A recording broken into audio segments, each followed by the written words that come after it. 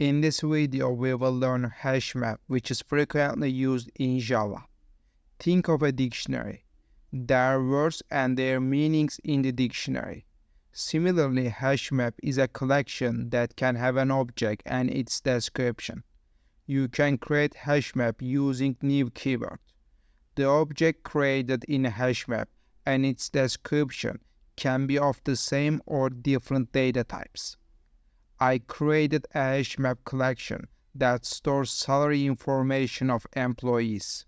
For example, I will use string as object and integer type variables as description.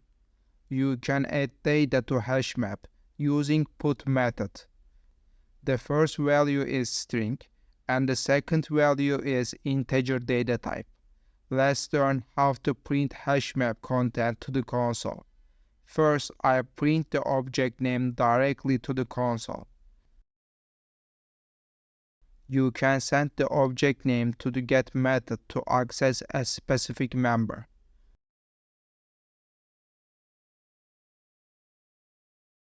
You can use remove method to delete a specific member.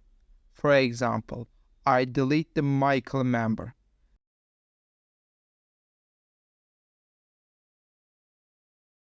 Null means HashMap doesn't contain such a member.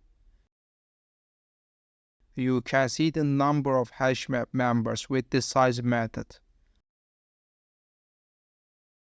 I print all members to the console. You can use the clear method to delete all members. You can use a for loop to print all members to the console. I will add a key set to the for loop. The key set represents the member name. I printed the member names to the console.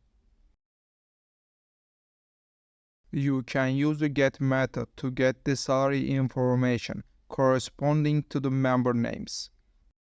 I will send the member name, namely the key set, to the get method. In this video, we'll learn how to use HashMap collection in Java. I recommend you to watch other Java tutorials.